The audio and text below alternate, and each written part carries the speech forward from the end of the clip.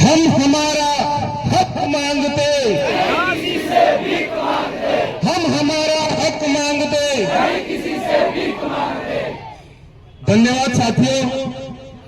आज अनुसूचित क्षेत्र आरक्षण मोर्चा की महारैली में उपस्थित आदिवासी समाज के जागरूक युवा साथी, वडील जनप्रतिनिधि यहाँ पर पधारी हुई हमारी बहनों को बहुत बहुत धन्यवाद कि आपको हमारे आने वाली पीढ़ी की चिंता है।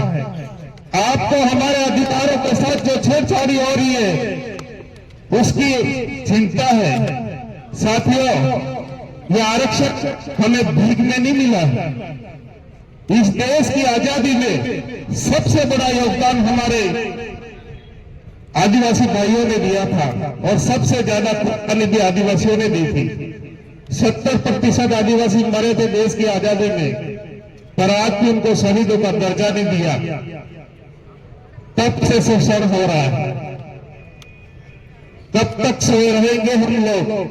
अब समय आ गया है, एक आंख से सोना है, एक आंख से जगना है। साथियों, ये स्थितियां क्यों पैदा हुई? हम लोगों ने हमारे ही जनप्रतिनिधियों को चुन चुन के लोकसभा और विधानसभा में भेजा। उन्होंने किसकी बातें मानी?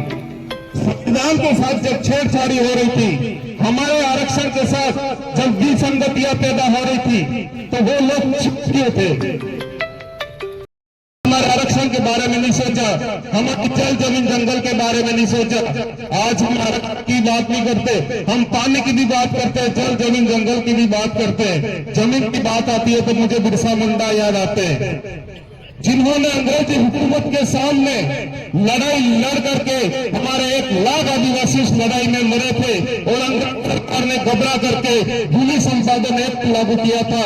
और उसी एक्ट के खातिर आज हम इस देश के जमीन के मालिक हैं। साथियों, बिरसा मुंडा करना पड़ेगा। अब तो अपना जन जागरूकता आगे बढ़ गया है कि हर घर में बिरसा मुंडा है, हर घर में टांटा भील है। मैं आपसे कहना चाह रहा हूं कि अब हमें सोना नहीं है, हमारे हर गली मोहल्ले में जाना है। हमारे जो भाई समझ नहीं रहे, हमारे जो युवा समझ नहीं रहे, के पास जाके बैठो, उनके साथ सामाजिक वार्तालाप करो, हमारे जो आरक्षण की व्यवस्था है वो समझाओ और आने वाले समय में हमारे सामने कैसी परिस्थिति आने वाली है ये भी समझाना पड़ेगा। मैं ज्यादा नहीं कहूंगा, पर मैं ये कहना चाहूंगा कि हम उठाएंगे तीर नहीं, हम कलम उठाएंगे तीर नहीं, और छेड़ा आरक्षण को तो हम चुप भी नहीं।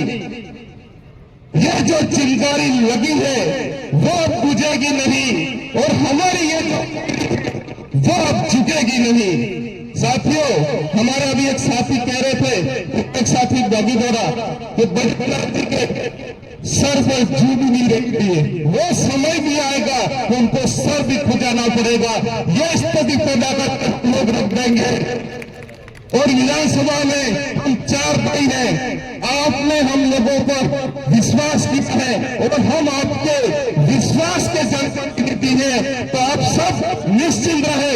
जब पास होगी हर लोग आप सबकी जय जय।